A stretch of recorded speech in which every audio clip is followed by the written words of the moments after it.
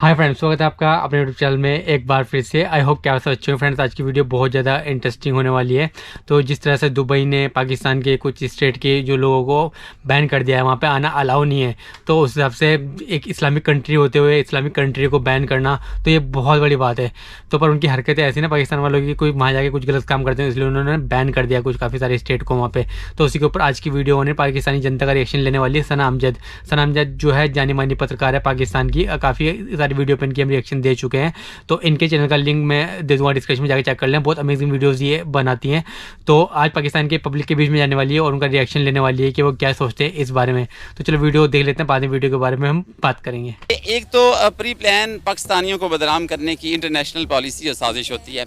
Second ये है कि पाकिस्तान के जो तालीम का निज़ाम है उसके अंदर बहुत सारे ऐसे गैप्स हैं जिनको फुलफ़िल करने की ज़रूरत है, और हमें इस बात को एडमिट करना चाहिए। हमें अपनी खामियों को तस्लीम करना होगा।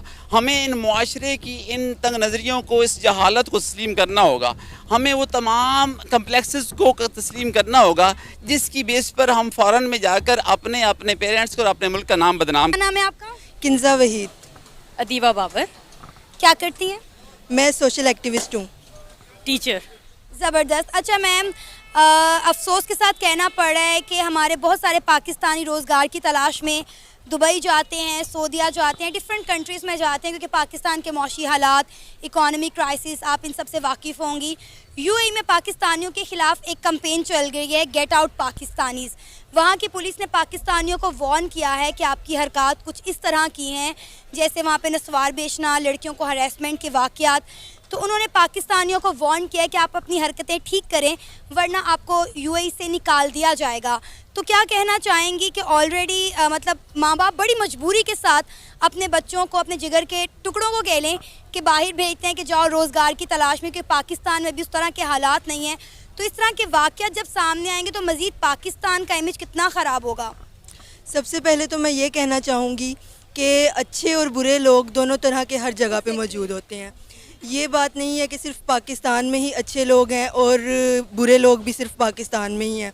तो दोनों कैटेगरीज़ हर जगह पर जो है पाई जाती हैं।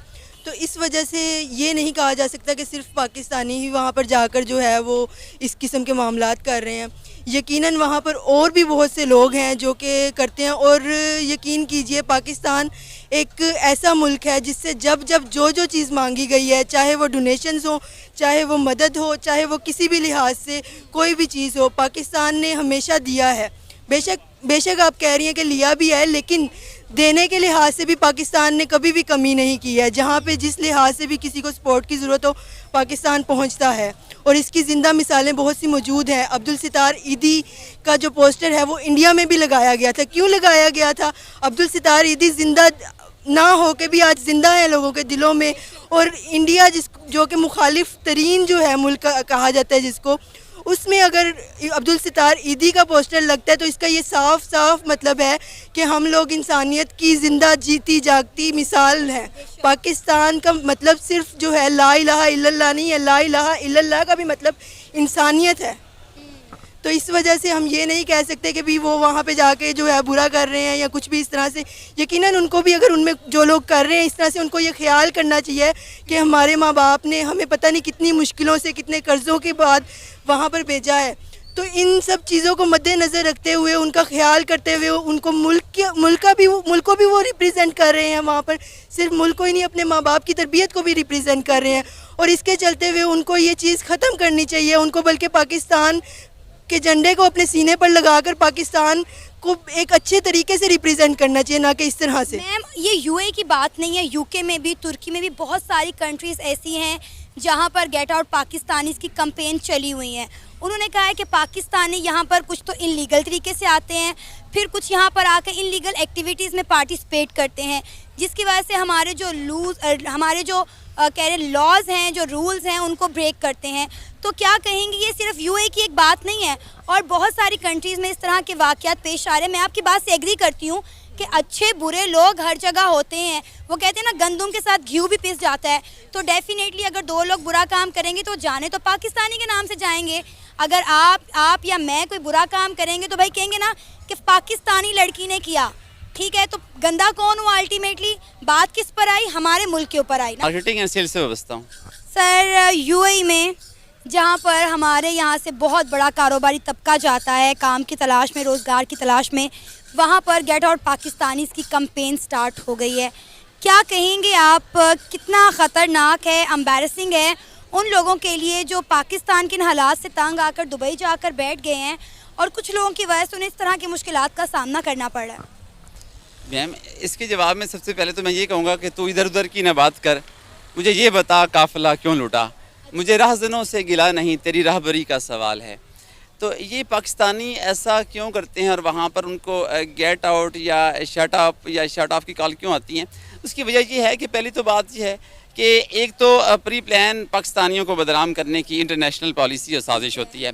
सेकंड ये है कि पाकिस्तान के जो तालीम का निज़ाम है उसके अंदर बहुत सारे ऐसे गैप्स हैं जिनको फुलफ़िल करने की ज़रूरत है और हमें इस बात को एडमिट करना चाहिए। हमें अपनी खामियों को तस्लीम करना होगा, हमें इन मुआशरे की इन तंग नज़रियों को, इस जहालत को तस्लीम करना होगा, हमें वो तमाम कम्प्लेक्सेस को तस्लीम करना होगा जिसकी बेस पर हम फ़ॉरेन में जाकर अपने पेरेंट्स को और अपने मुल्क का नाम बदनाम करते हैं।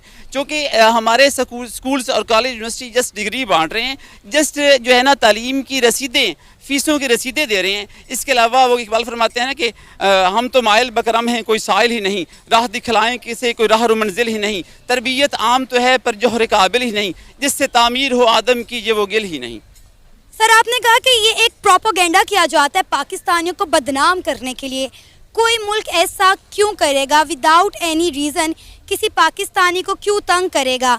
बहुत सारे इंडियन और सिख्स भी दूसरे मुल्कों में जाकर रहते हैं, सिखों के खिलाफ, इंडियंस के खिलाफ इस तरह की कैंपेन हमने कभी नहीं देखी। पाकिस्तानियों को टारगेट करके किसी को क्या मिलेगा?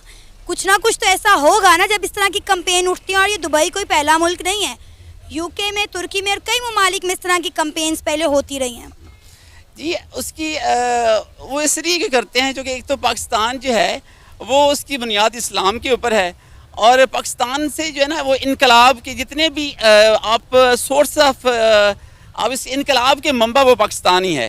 तो आपकी यहूदी लाबी को बहुत से ख़तरात हैं कि अगर पाकिस्तानी खड़े हो गए, अगर ये इकबाल के शहीन खड़े हो गए तो ये वो इनकलाब बर्पा कर देंगे जो खुमैनी इनकलाब से बड़ा इनकलाब होगा। तो सर खड़े हो ना, हम कब से तो इंतज़ार कर रहे हैं कि इनकलाब आए, पाकिस्तान में भी इनकलाब आए, इमरान खान भी आए, इनकलाब लाने की कोशिश कई आए सियासतदान और चले गए, इनकलाब नहीं आ रहा।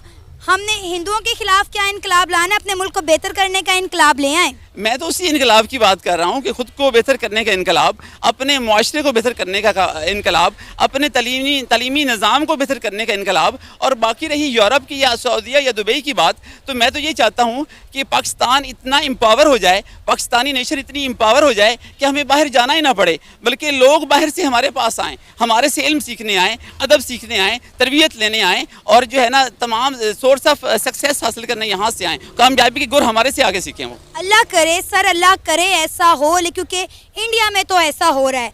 बहुत सारे एजुकेशनल इंस्टीट्यूट इंडिया में आके खुल रहे हैं, हर इन्वेस्टर इंडिया में जाके इन्वेस्ट कर रहा है, हर बड़ी बड़ी कंपनी इंडिया में जाके खुल रही है। अगर यही दिन पाकिस्तान को भी देखना नसीब भी हो जाए तो क्या ही बात हो। अच्छा, उसमें मैम इसमें जो आप बात करी कब इनकलाब आएगा, तो इकबाल फरमाते हैं कि हज़ारों साल नरगिस अपनी बेनूरी पे रोती है, बड़ी मुश्किल से होता है चमन में दीदावर पैदा। और इकबाल ने आपके जो यूरोप, जिससे लोग इंस्पायर होकर यूरोप जाते हैं, इकबाल ने फरमाया था कि खीरा न कर सका मुझको जलवा है दानिश फरंग, सुरमा है मेरी आंख में खाके मदीना और नजफ। और इकबाल ने 100 साल पहले आपके सोलर सिस्टम को कहा था कि ढूंढने वाला सितारों की गुजरगाहों का अपने अफकार की दुनिया में सफ़र कर ना सका। इसमें यूरोप की तमाम टेक्नोलॉजी उन्होंने बयान की कि ढूंढने वाला सितारों की गुजरगाहों का अपने अफकार की दुनिया में सफ़र कर ना सका, और जिसने सूरज की शुआओं को गिरफ्तार किया अपनी ज़िंदगी की शब तारीख सहर कर ना सका। जो तुम्हारे और हमारे आइडियल हैं वो यूरोप और यूरोपी तहजीब, उनकी अपनी ज़िंदगियों में अंधेरे हैं, उनकी अपने निज़ाम टूटे हुए हैं, उनका कोई मुआशरा नहीं है, वो औरत को जैसे औरत के हिस्से से देखते हैं, उनके निज़ाम में। फ्रेंड्स, ये थी सना अमजद, और जो कि इंटरव्यू ले रही थी पाकिस्तान की कुछ लड़कियों का और एक लड़के का भी लिया, तो उसी के ऊपर बात कर रही थी वो, जिस तरह से दुबई ने जो है पाकिस्तान के काफ़ी सारे लोगों को, काफ़ी सारे स्टेट को बैन कर दिया है।